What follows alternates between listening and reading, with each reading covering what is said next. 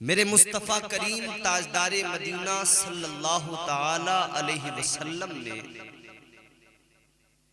इरशाद फरमाया, अन निकाहु मिन सुन्नती फमन रगिबा अन सुन्नती फलैसा मिन्नी।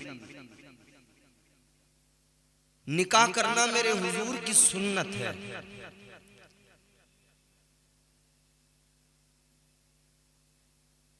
मगर चूंकि जब लोग नफरत इस हद तक अपने अंदर पाल लेते हैं और जब उन्हें समाज में मुआशरे में बिगाड़ पैदा करना होता है, तब वो मजहबों की कदरों को भूल जाते हैं, इंसानियत को भूल जाते हैं और बेहूदगी का मुजाहिरा करने लगते हैं। हाल ही में एक मामला सामने आया, मैं उस पर कोई तफसीली गुफ्तगू करना भी नहीं चाहता। एक किसी शख्स ने, किसी गैर मुस्लिम ने एक किसी सांसद को सोशल मीडिया पर, चूंकि भौंकना बड़ा आसान हो गया है, अपने घर में बैठ के बस एक वीडियो बनाना होता है और उसे पोस्ट करना होता है, उसने भौंक दिया कि मैं निकाह करना चाहता हूं। उसे परवाह नहीं कि इस एक वीडियो से किसके जज्बात को ठेस पहुंचेगी या किसी के दिल पर यह चोट लगेगी या ये मुआशरे में, समाज में इस एक वीडियो से, इस एक बार भौंकने से कितनी नफरत और मजीद पैदा होगी।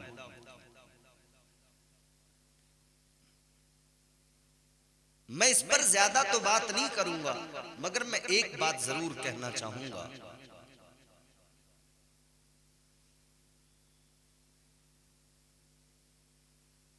एक दौर ऐसा भी था इसी मुल्क के अंदर कि जब इज्जतों का ख्याल किया जाता था, अपने मजहबों पर कायम रहकर दूसरों की इज्जत नफ्स का ख्याल किया जाता था। वो लोग भी जमाने में मौजूद थे, वो लोग भी इस मुल्क के अंदर मौजूद थे और अक्सरियत उन लोगों की थी जो दूसरों की इज्जत नफ्स का ख्याल किया करते थे। और ये भी याद रख लेना, अगर खुद को इज्जत चाहिए तो दूसरों की इज्जत करना पड़ेगी। जो दूसरों की इज्जत नहीं करता वो खुद भी जलील हो जाता है, रुसवा हो जाता है। किसी भौंकने वाले ने भौंका, वो समझने लगा मैं बड़ा मशहूर हो जाऊंगा, मगर वो ये भूल गया जिसे तू मशहूर होना समझता है, दर हकीकत वो तेरे गले में लानत का तौक है। तू भूल गया कि जमाने की नजर में तू इब्लीस बन जाएगा।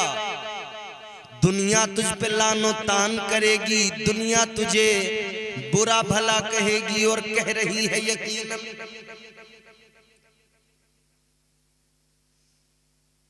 कार्रवाइयां होंगी, FIR होंगी, जो कुछ भी होगा होगा, मगर मैं मजहबों की कदरों की बात कर रहा हूं। मैं मज़ाहिब की तालीमात की बात कर रहा हूं।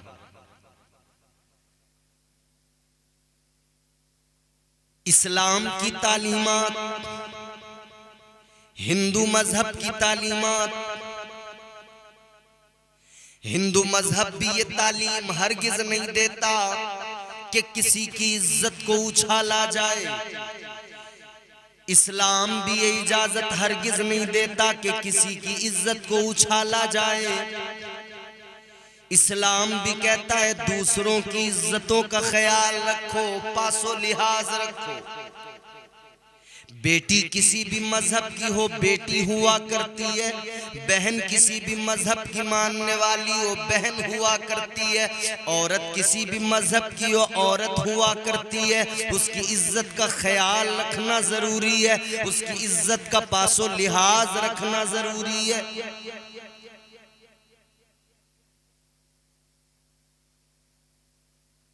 क्या वो किसी की बेटी नहीं? क्या वो किसी की बहन नहीं? किसने तुझे हक दिया कि तू एक इस मुल्क की एक बेटी, और वो भी ऐसी बेटी कि जिसको इस मुल्क की आवाम ने चुनकर सांसद बनाकर भेज दिया, जिसे इस मुल्क की आवाम ने चुना, लोगों ने वोट दिए हैं।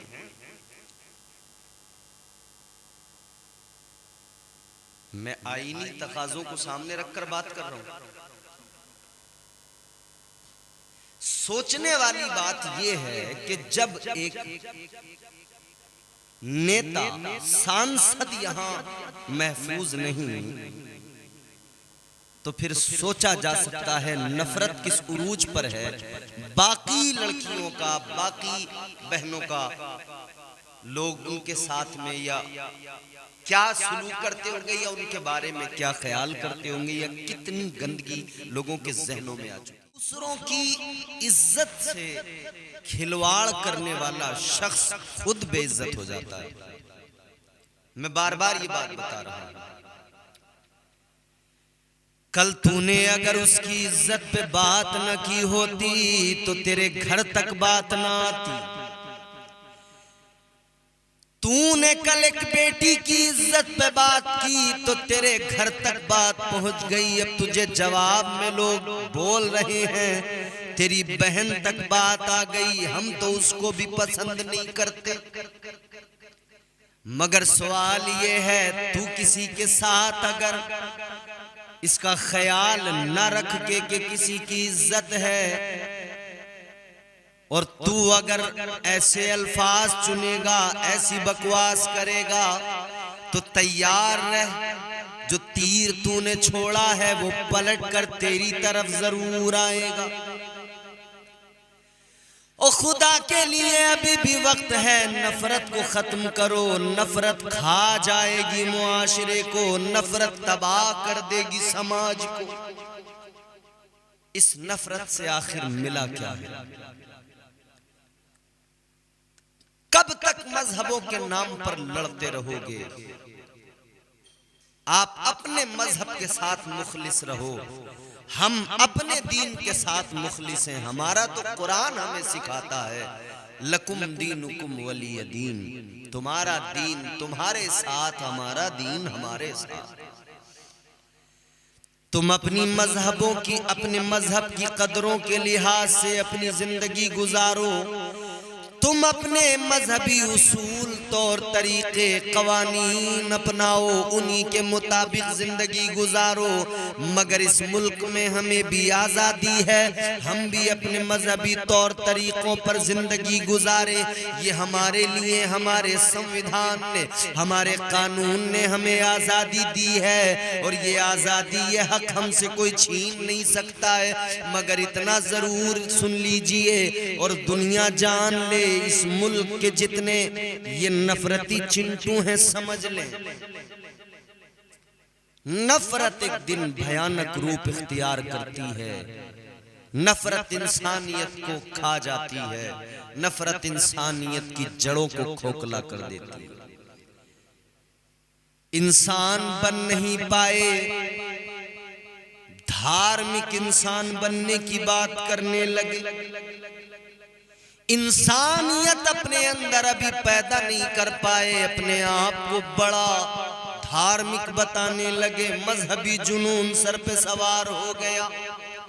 अरे पहले इंसान बनो, हर मजहब की यही तालीम है, इंसानियत। इंसानियत क्या है? इंसानियत मगर एक बात जान लीजिए, इंसानियत इल्म से सीखता है बंदा, और जब इल्म ना हो, तालीम से दूर हो जाए, इंसानियत खुद ब खुद चली जाएगी, इंसानियत उसके अंदर नहीं आ पाएगी। कहने को वो इंसान होगा मगर बिल्कुल जानवरों जैसा उसका बर्ताव होगा। इंसान बनने के लिए इल्म जरूरी है, मगर हम तो देख रहे हैं यहाँ तो कोशिशें ये हो रही हैं कि किसी भी तरह से इल्म से लोगों को दूर किया जाए, तालीम से दूर किया जाए। इसी वजह से तो 28,000 स्कूलों को ताला लगाकर 28,000 से भी जायद शराब खाने खोल दिए गए। क्या अजीब दौर आ गया ना। स्कूल बंद हो रहे हैं, शराब की दुकानें खुल रही हैं, और फिर बात हो रही है कि साहब ये दौरे जदीद है, अब तरक्की का दौर है, हम विश्व गुरु हैं। किस मामले में? बड़ी खुशी होती अगर स्कूलों का बेहतरीन इंतजाम कर दिया जाता, अगर तालीम, निजाम तालीम को बेहतर बना दिया जाता। ये कदम था जो यकीनन विश्व गुरु बनाएगा। हम चाहते हैं हम विश्व गुरु बन जाएं, मगर शराब खाने खोलकर नहीं बनेंगे। शराब खाने खोलकर हम दरिंदों को पैदा करेंगे, और स्कूल कॉलेज खोलकर हम इंसानियत का सबक पढ़ाएंगे। मुल्क की आवाम फैसला करे। आपको अपने बच्चों में इंसानियत चाहिए या अपने बच्चों के अंदर दरिंदगी चाहिए? आप देख रहे हैं दिन ब दिन मुल्क के हालात कैसे होते जा रहे हैं। दिन ब दिन मुल्क के हालात बिगड़ते जा रहे हैं, नाजुक होते जा रहे हैं। लड़ाई झगड़े, फितना फसाद, खूंरेजी, कितने रेप हो रहे हैं, क्राइम रेट बढ़ रहा है, उस पर तवज्जो नहीं।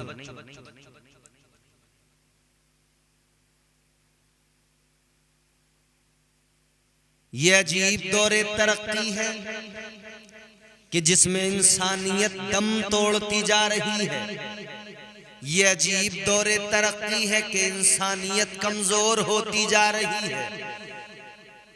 ऐ लोगों, अगर इंसानियत तुम्हें समझ में नहीं आ रही हो तो मजहब इस्लाम को पढ़कर देख लो, पैगंबर इस्लाम की जिंदगी को पढ़कर देख लो, मुस्तफा जान रहमत वाली कायनात ताजदार मदीना की जिंदगी को पढ़कर देख लो। इंसानियत क्या है समझ में आ जाएगा। मेरे आका की बारगाह में अपने आते अल्लाह के नबी उनको भी इज्जत से नवाजते, गैर आते मुस्तफा जान रहमत उनसे भी मोहब्बत का सुलूक करते। हत्ता के यहूदी ईसाई आका की बारगाह में आते, हुजूर उनको भी इज्जत देते बतौर इंसानियत। एक यहूदी खातून लोगों को तंग किया करती थी, गालियां दिया करती थी, लोगों को बुरा भला कहा करती थी, गालियां दिया करती थी। कोई उसके मुंह नहीं लगता था। सामने अगर उसको देख लिया, लोग अपना रास्ता बदल कर निकल जाते थे। अब आप सोचें वो किस परले दर्जे की औरत थी, किस दर्जा बदतमीज रही होगी। हमारे यहाँ मुआशरे में आज भी कुछ औरतें हम देखते हैं कि निहायत उनकी जबान पर जो है गालियां और ये सब बदतमीजियां होती हैं। अभी पिछले दिनों सोशल मीडिया पर बाढ़ आ गई गालियां देने वालों की। 2 लड़कियां भी फिलहाल में उनको गिरफ्तार भी किया गया था, फिर उनको बेल भी हुई, वो भी गालियां। कितने लड़के हैं जो वीडियोस बना रहे हैं, गालियां गालियां गालियां उनके अंदर। हुकूमत कोई रोक टोक नहीं करती कि भाई ये आखिर हो क्या रहा है। फिल्मों में गालियां, ड्रामों में गालियां, सोशल मीडिया पर गालियां। अच्छा, रोके कौन?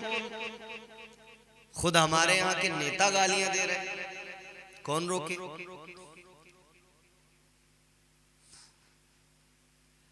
अभी पिछले दिनों एक और ट्रेंड चला, 4-4 बच्चों की माएं भाग रही हैं, 3-3 बच्चों को छोड़कर, और सिर्फ भाग नहीं रही हैं, अपने शोहरों को कत्ल करके। कोई गर्दन काट के, कोई जिस्म के टुकड़े टुकड़े बना के ड्रम में डालकर सीमेंट से पैक कर देती है। कोई पुल के ऊपर से शोहर को नदी में धक्का दे देती है। कोई जहर दे रही है, कोई गर्दन काट रही है। क्या है ये सब कुछ?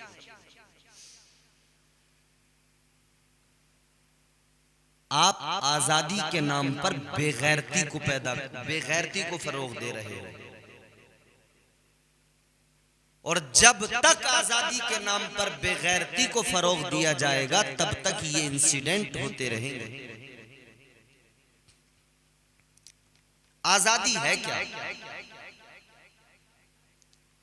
ये जो लिबरल खवातीन आजादी के नारे लगाती हैं, इनसे पूछो आजादी है क्या? आजादी इसका नाम है कि तुम्हारी इज्जत महफूज रहे, तुम सुकून से इज्जत की जिंदगी गुजार सको। नंगा होने को आजादी नहीं कहते, बेगैरती को आजादी नहीं कहा जाता। बहरहाल कहने का मकसद ये, एक बदतमीज औरत, गालियां देने वाली, लोगों की तौहीन करने वाली, वो रास्ते से गुजरे, उसके सामने कोई आए तो रास्ता बदल दे अपना, के सामने अगर पड़ गया तो न जाने क्या कह दे। डर है अपनी इज्जत का, गाली न दे दे। लेकिन आओ मैं तुम्हें अखलाक मुस्तफा दिखाऊं, किरदारे मुस्तफा तुम्हें दिखाऊं। महबूबे खुदा ताजदारे मदीना एक रोज बैठे हुए खाना तनावुल फरमा रहे हैं, रोटी खा रहे हैं। आ गई सामने से वो यहूदन, वो गालियां देने वाली औरत। उसने जब देखा मेरे आका को, इरादा बना लिया आज इनको तंग करना है, इनको परेशान करना है। आगे आई, मेरे आका रोटी खा रहे हैं। हुजूर ने यूं लुकमा लिया रोटी का, सब्जी के अंदर सालन में उसको भिगोया। मेरे आका उसको अपने मुंह के करीब लाए, उस लुकमे ने लबहाए मुस्तफा को चूमा। सामने से वो औरत आई, उसने हाथ बढ़ाकर लुकमा छीन लिया, अपने मुंह में रख लिया, परेशान करने आई थी। इसने लुकमा छीन के अपने मुंह में रखा, चबाने लगी। आई परेशान करने थी, मगर क्या खबर थी इसे कौन सा लुकमा खाने लगी है। वो जो मुस्तफा के हाथों को टच करके आया है, वो जो लबहाए मुस्तफा का बोसा लेके आया है, ये उसको चबा रही है। मेरे आका ने दूसरा लुकमा लिया, सालन में डुबोया, और खुद मेरे आका ने उसकी तरफ बढ़ाया।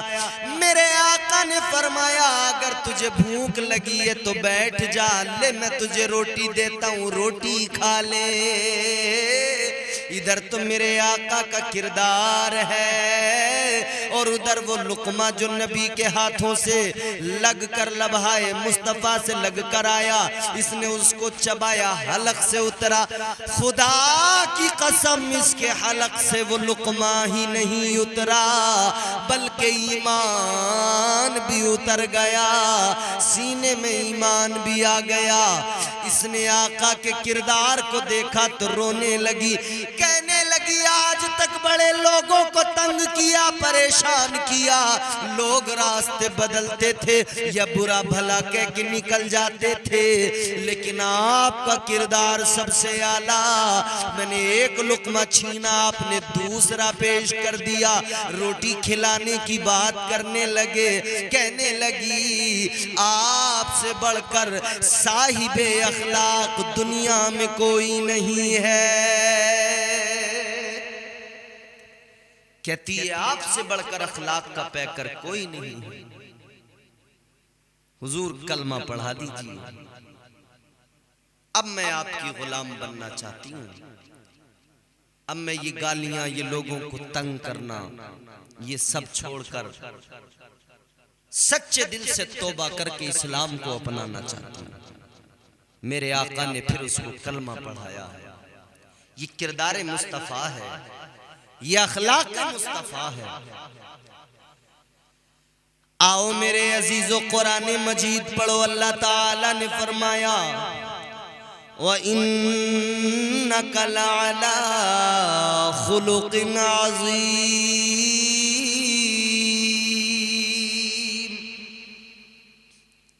अजीम अखलाक के पैकर को मोहम्मद अरबी सल्लल्लाहु अलैहि वसल्लम कहा जाता है।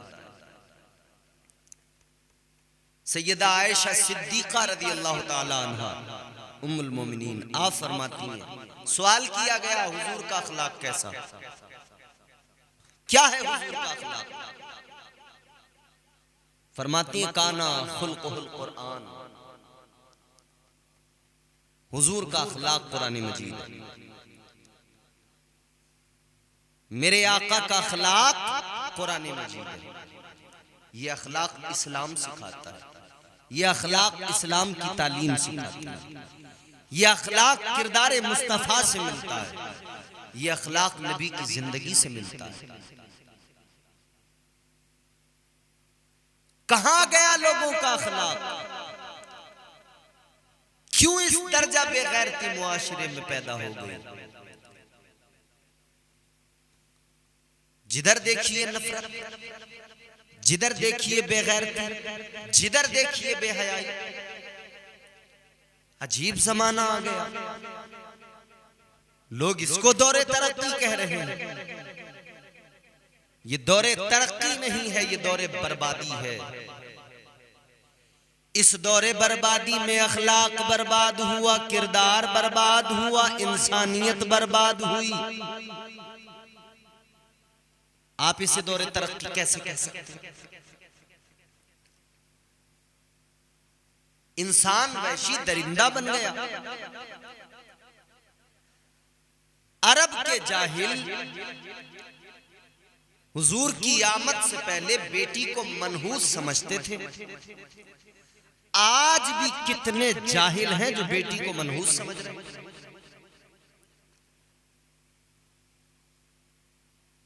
उन जाहिलों में इन जाहिलों में क्या फर्क?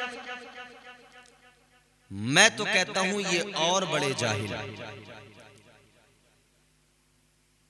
उन जाहिलों का मामला ये है कि हजरत ईसा अलैहिस्सलाम के बाद मेरे नबी की विलादत तक 500 साल का जमाना कोई नबी नहीं आया, कोई पैगंबर नहीं आया, कोई हादी नहीं आया। 500 साल का जमाना ऐसा गुजरा, कोई बताने वाला नहीं था, कोई सिखाने वाला नहीं था। लेकिन आज बताने वाले मौजूद, सिखाने वाले मौजूद, पढ़ाने वाले मौजूद, लेकिन लोग फिर भी वही जिहालत को अपनाएं, उसी जिहालत को अपनाएं। तो फिर ये तो उन जाहिलों से बड़े जाहिल हुए। मेरे आका जब दुनिया में तशरीफ लाए, मेरे आका ने जिहालत का खात्मा किया। आका इल्म की रोशनी लेकर आए। मेरे हुजूर ने फरमाया इल्म हासिल करो चाहे तुम्हें चीन जाना पड़े। हुजूर ने चीन का ही लफ्ज क्यों इस्तेमाल किया? मुल्क चीन का ही नाम क्यों लिया? वजह यह थी कि चीन बहुत दूरी पर था। रास्ता बहुत पेचीदा था। अरब से, हिजाज से, चीन का रास्ता, दरमियान में रेगिस्तान है, दरमियान में पहाड़ हैं, दरमियान में जंगलात हैं। इतना खतरनाक रास्ता है। तो हुजूर ने इल्म की अहमियत को गोया यूं बयान फरमाया कि इल्म हासिल करो चाहे तुम्हें चीन जाना पड़े। यानी इतनी भी अगर दुश्वारियां और मुश्किलें हो, इल्म हासिल करना फिर भी तुम पर जरूरी है। मगर अब जब इल्म से दूरी हो जाए, स्कूल बंद करके शराब खाने खोले जाएं, तो मुआशरे में बताइए इंसानियत जन्म लेगी, इंसानियत फरोग पाएगी या जिहालत फरोग पाएगी? इंसानियत को अगर जो सिसक रही है आज इंसानियत, उसे अगर मजबूती देना है तो एक बेहतरीन निजाम की जरूरत है। और अगर वो निजाम बनाने में दुश्वारी आती हो तो इस्लाम को पढ़ लो। इस्लामिक विद्वान मौजूद हैं, इस्लामिक स्कॉलर्स मौजूद हैं, उनको बुलाओ, समझो इस्लाम में कैसे हद जारी की जाती है, उसके अकॉर्डिंग कानून बनाओ। फिर देखो मुल्क में इनकलाब आएगा। फिर देखो विश्व गुरु हम जरूर बन जाएंगे। याद रखना इल्म जरूरी है। इल्म नहीं होगा तो जिहालत को दूसरी कोई चीज काट नहीं सकती। बल्कि मैंने यूं कहा, ये जिहालत के अंधेरों को मिटा देता है। इल्म इंसान को इंसान बना देता है। उसका घर खुल्द में अल्लाह बना देता है। अपने बच्चों को जो कुरान पढ़ा देता है।